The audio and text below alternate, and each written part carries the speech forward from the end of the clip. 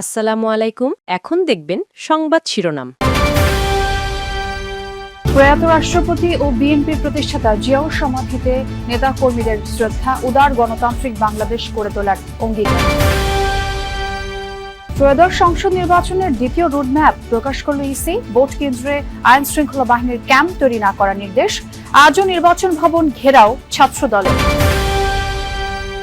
অনেকে সরে দাঁড়ালেও ভোটের মাঝে অনড় বিএনপির অর্ধশতাধিক বিদ্রোহী। ধানের শীষের বিরুদ্ধে লড়বেন বহিষ্কৃতরা। প্রার্থিতা বাতিল হওয়া আসনে নয়া সমীকরণ। জুলাই অভ্যুত্থানে আনাস সহ চানখারপুলে 6 জনকে হত্যার রায় কাল।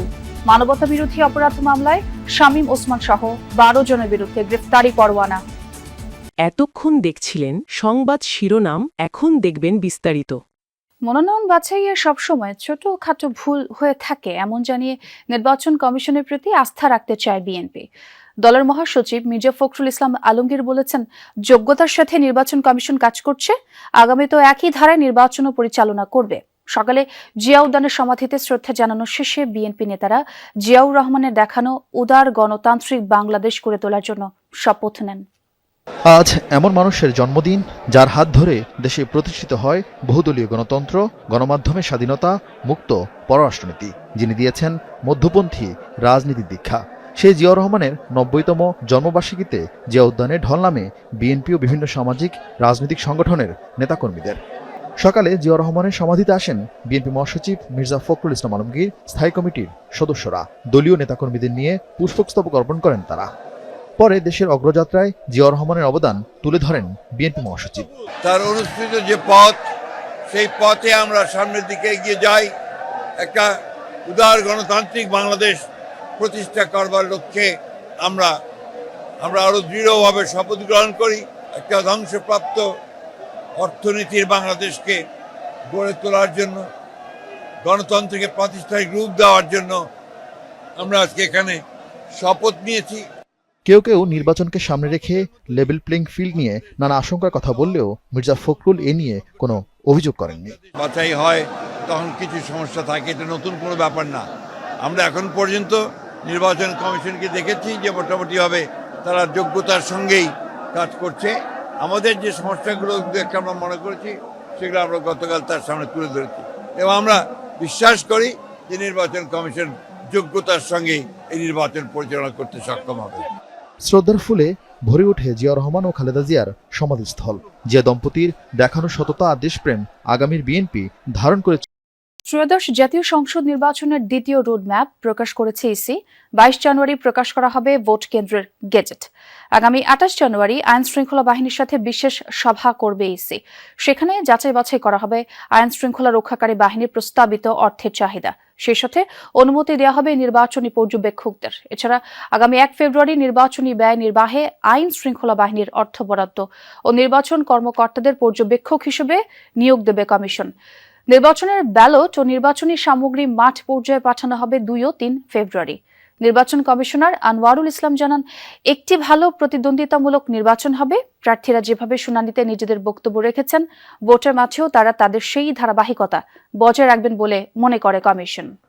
বিভিন্ন রাজনৈতিক দল তারা তো তাদের মত, তাদের বক্তব্য বলার অধিকার রাখে, বলছে, এবং আমরা সেই বিষয়গুলো খতিয়ে দেখছি। যখন যেই অ্যাঙ্গেল থেকে অভিযোগ আসছে, সেই বিষয়গুলো আমরা খতিয়ে। অনেকেই সরে দাঁড়ালেও এখনো 40টি আসনে ভোটের মাঠে বিএনপির অর্ধশতাধিক বিদ্রোহী। তাদের বুঝিয়ে একক প্রার্থী নিশ্চিতে দলটির হাতে আছে মাত্র একদিন। এর মধ্যেই মরার উপর খাড়ার ঘা গুরুত্বপূর্ণ 3 আসনে প্রার্থিতা বাতিলের ইস্যুটি। দলটির নেতারা বলছেন, ফ্যাক্টর হবে না বিদ্রোহীরা, আর আইনি লড়াইয়ে প্রার্থিতা ফিরে পাওয়ার চেষ্টা করবেন 3 আসনের নেতারা। তফসিলের পর আসন ভিত্তিক প্রার্থী ঘোষণা করে বিএনপি। এরপর থেকেই দলটির দুশ্চিন্তা হয়ে দাঁড়ায় বিদ্রোহী প্রার্থীরা। দলটির হিসাবে দলের সিদ্ধান্ত উপেক্ষা করে অন্তত 52টি আসনে মনোনয়নপত্র জমা দিয়েছেন 91 জন, যাদের বেশিরভাগই পদধারী এবং সাবেক হেভিওয়েট নেতা। বিদ্রোহী ঠেকাতে 30 ডিসেম্বর দলটির সাবেক চেয়ারপারসন খালেদা জিয়ার মৃত্যুর দিনেই বহিষ্কার করা হয় 11 নেতাকে, কিন্তু তাতেও সুফল মেলেনি। শেষমেশ সরাসরি হস্তক্ষেপ করতে হয় দলীয় প্রধান তারেক রহমানকে। বেশ কিছুদিন ধরে বিদ্রোহীদের ডেকে বৈঠক করছেন তিনি। চেয়ারম্যানের আশ্বাসে এর মধ্যেই ভোটের মাঠ থেকে সরে দাঁড়িয়েছেন অন্তত 10 জন। দলের সিদ্ধান্তের বাইরে যাওয়ার তো সুযোগ নাই, এখনো সময় আছে, তারা সময় মতো সিদ্ধান্ত নেবে, সেটা আমরা বিশ্বাস করি। আর কেউ যদি সিদ্ধান্ত না নেয়, সেটা আমাদের যে দলের গঠনতন্ত্র অনুযায়ী তাদের বিরুদ্ধে স্বাভাবিকভাবে দলের তো একটা সিদ্ধান্তে আসতে হবে। এর উল্টো উদাহরণও আছে। তারেক রহমানের সাথে বৈঠক করেও ভোটের মাঠ থেকে সরে আসেননি ঢাকা 12 আসনের বিদ্রোহী প্রার্থী সাইফুল আলম নীরব। এখনো সক্রিয় বহিষ্কৃতরা। বিদ্রোহী দমনে বেশ কয়েকটি উপজেলা ও জেলা কমিটিও বিলুপ্ত করেছে দলটি, কিন্তু তারপরেও মাঠে রয়ে গেছে আরো অর্ধশতাধিক বিদ্রোহী প্রার্থী। দিনের শেষে দলের যে সিম্বল, দলের যে সিদ্ধান্ত, তার বাইরে বাংলাদেশের জনগণও যায় না, দলের নেতাকর্মীরাও যায় না। খুব ছোটখাটো অংশ, এগুলো নির্বাচনে এতে কোনো প্রভাব থাকে না। আওয়ামী লীগের আমলে ডিজিএফআই এর গোপন বন্দিশালা জয়েন্ট ইন্টারোগেশন সেলে 26 জনকে গুম, নির্যাতনের মামলায় শেখ হাসিনা, তারিক আহমেদ সিদ্দিক এবং 11 জন সাবেক ও বর্তমান সেনা কর্মকর্তার বিরুদ্ধে সূচনা বক্তব্য ও সাক্ষ্য গ্রহণ চলছে। গুমের শিকার হওয়া হুম্মাম কাদের চৌধুরী দিচ্ছেন সাক্ষ্য। আন্তর্জাতিক অপরাধ ট্রাইব্যুনাল 1-এর বিচারিক প্যানেল সাক্ষ্য গ্রহণ অনুষ্ঠিত হবে গত বছরের 7 ডিসেম্বর। 13 জনের বিরুদ্ধে রাষ্ট্রপক্ষ অভিযোগ গঠনের শুনানি শুরু করে। মামলায় সুনির্দিষ্ট 5টি অভিযোগ আনা হয়। শুনানিতে রাষ্ট্রপক্ষ বলেন, জিআইসি সেলে শত শত মানুষকে বন্দী করে নির্যাতন করা হয়েছে। আব্দুল্লাহ হিল আমান আজমি, মাইকেল চাকমা সহ 26 জন নির্যাতনের পর মুক্তি পান। সকল গুমের নির্দেশনা দিতেন শেখ হাসিনা, তার সেনা কর্মকর্তাদের দিয়ে বাস্তবায়ন করতেন তারিক আহমেদ সিদ্দিক। এ মামলায় শেখ হাসিনা, তারিক সিদ্দিক ছাড়াও ডিজিএফআই এর সাবেক 5 মহাপরিচালক ও 5 পরিচালক ও একজন সাবেক লেফটেন্যান্ট কর্নেল আসামি। তবে মামলা 3 জন গ্রেফতার রয়েছেন, বাকিরা পলাতক। জুলাইয়ে নারায়ণগঞ্জে 10 জনকে হত্যার ঘটনায় শামীম ওসমান, অয়ন ওসমান, আজমেরী ওসমান সহ 12 জনের বিরুদ্ধে অভিযোগ আমলে নিয়ে গ্রেফতারি পরোয়ানা জারি করা হয়েছে। অস্ত্র ব্যবহার করেছেন এবং অস্ত্র ব্যবহার করে নারায়ণগঞ্জে হত্যাযজ্ঞ চালিয়েছেন। নারায়ণগঞ্জ শেষ করে উনি সিদ্ধিরগঞ্জে গিয়েছেন। সিদ্ধিরগঞ্জ শেষ করে উনি চিটাগং রোড খালি করেছেন এবং নিজে বলছেন যে আমার হাতে অস্ত্রের ছবি দেখলে নেতৃত্ব অর্থাৎ সাবেক প্রধানমন্ত্রী শেখ হাসিনা যেন রাগ না করে, তার অ্যাপ্রুভাল উনি ওবায়দুল কাদের সাহেবের কাছ থেকে নিয়েছেন। এই কথোপকথন আমরা ট্রাইব্যুনালে জমা দিয়েছি।